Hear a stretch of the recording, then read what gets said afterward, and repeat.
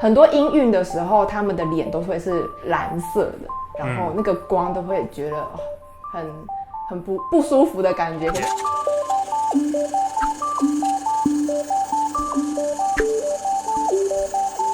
Hey everybody, my name is Nick. I'm a director living in Taiwan, and today I'm here with Wu Zhenyi. Hi, 我是珍怡。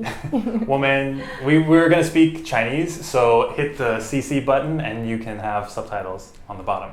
So 我们来讲一部电影叫《瀑布》，英文名字是 The Falls， 然后导演是钟孟宏。对。He also filmed A Son, which is very popular in the U.S. And this film is available on Netflix in the United States. 这部电影就是关于一个家庭，一个女儿跟一个妈妈，然后他们是在 COVID-19 拍的，对，所以他们是被隔离的时候就开始有那个妈妈又开始有一些就是那个心脏的问题。对，他有一点觉得太多的压力。造成他在行为表现上面会有一点跟平常人不一样的精神疾病这样子。所以我觉得他们是把这个COVID-19 当一个开头，对，就是因为他们的那个社会压力很大，他的心脏压力也有很大。对，我觉得一开始他就给这个妈妈有很多不同的压力，比如说他在事业上一开始他就要被接收到一封信，然后就说要减薪，所以他在事业上有不太成功的收到一些就是压力。然后另外一个部分是那个女儿，他跟女儿相处的其实不是很好，从早上一开始他就开始甩门，然后两个人在车上的对话都是非常的紧张的。对，然后再到她跟她老公之间也是离婚分居的状态，离婚的状态，所以不管是妈妈的身份啊，那个妻子啊，然后在事业上都是让她有太多负面的影响，所以我在想她的精神状态自然而然就不好。就是一开始你觉得这些问题就是比较基本的，就是大家都有，就是可能女儿跟妈妈都会吵架的什么的。但是后来你就慢慢发现这个女生就是有病，所以这些小东西就对她很严重。对，然后把她的生活就因为这些小东西，她的生活就变越来越差。对，她就没办法自己控制。对。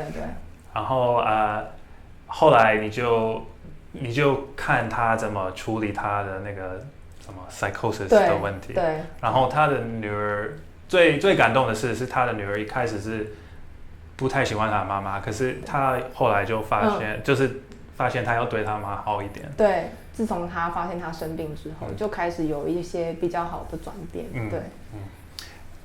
你觉得这部电影怎么样？电影吗？我觉得演员他们表现得非常好，我觉得特别是女主角，她曾经就是在访谈里面，她有说过她在医院去待了一整天。是啊。对，她有去观察那些思觉失调症的人，他们怎么反应。对，然后她在内化成自己觉得可能会表现出来的行为举止。对。所以你刚刚跟我说，有一些人觉得这部电影是太像一个 like a public service announcement， 就是有一像是大爱拍的那种的。对，因为他们觉得像是家庭剧，最后都有一个很善良的结尾。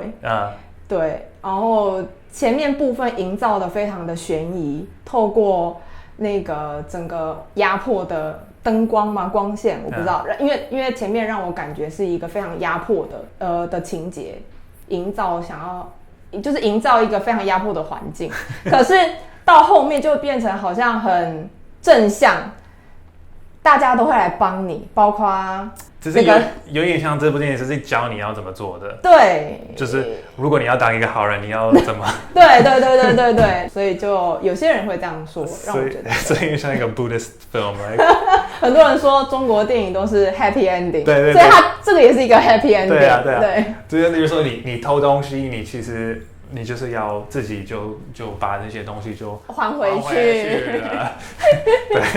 对。可是有一些部分我真的蛮喜欢。第一个就是他们在 COVID 拍的，然后我觉得现在很少的电影就会拍的很 realistic， 他们就会因为他们觉得 OK， 我们拍，可是我们想要看那个演员的脸，所以我们不戴口罩的。可是你在外面你一定要戴口罩，所以这个是假的。所以每次你看这个电影，你会觉得其实他们应该会戴口罩。有一些美国他们是说哦，现在有 COVID， 然后他们在医院没有戴口罩，我就觉得怎么可能？不合理，对，因为现实就是我们要戴口罩。可是这部电影他们是真的是每个地方，对，如果要戴口罩，他们对他们都会。然后我觉得那个导演是蛮聪明，我觉得他把口罩用一个什么 metaphor，比如说社会，如果你有什么病或是什么问题，你在社会外面，你就是不能给别人看到。所以我觉得他是用那个口罩就当一个，就是比较封闭的感觉。我觉得前面戴口罩的景非常的多，对，所以就有一种大家都被关在里面，被隔离的感觉。我听导演讲说，他们是拍片的过程是顺着拍。然后从前面呢，他们就是会戴很多口罩，是因为疫情非常的严重，然后到后面才会疫情趋缓之后，他们才没有开始戴口罩这样子。我只是非常好奇，就是他有提到说顺着拍的成本非常的高，然后也比较困难，只是对我来说我有点不太明白。对，因为其实平常你要拍一部电影的时候，你安排你的镜头或是你的 scene， 你是做最深的或是最深浅的做法，所以可能例如说你是有几个镜头在拍一样的场景，对，所以你就是一天可以拍全部的。可是，在电影里面就是 like scene 1, scene 10, the last scene，都在一样的地方。可是如果你是一天拍在这个场景，然后换一个，然后换一个，然后换一个，然后回来，然后去这个地方，就是真的很会花钱，因为在电影里面的时候，最花钱花时间的部分就是搬东西、换交通，对，因为其实每一次你就换一个位置，你要换灯，你要换声音，你要去一个地方，其实真的很花时间、很花钱。所以如果你是真的是顺着拍，你真的是花比较多钱。那通常什么样子的情况会让你愿意花那么多钱，然后选择这样的拍摄方法？因为其实对演员比较好，他们可以有一个比较情绪比较连贯吗？对，因为其实对演员拍一般的电影就是很难的部分，就是他们需要可能一开始就演结果，对，然后后来他们要回去演那个前面的，对，所以他们要用脑想 ，OK， 我在这里我的 motivation or my thinking is what right now。可是如果你是顺着拍的，他们不用想那么多，他们就是可以有一个比较 natural progression。你喜欢这个导演吗？就看那个我很喜欢他营造的那个光线灯光，我觉得因为听说他也是摄影师，对吗？他也是，所以我觉得他在营造就是画面上的呈现跟光线，我很喜欢看这种地方。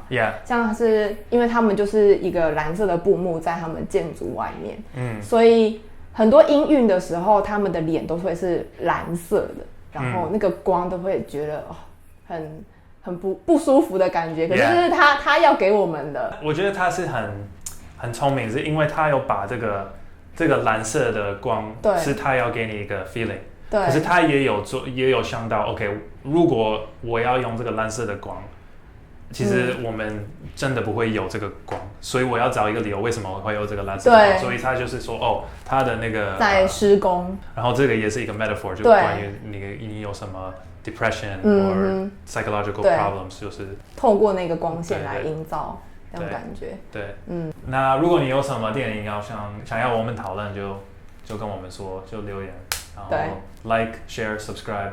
如果你喜欢，我觉得你就跟我们说。好，拜拜。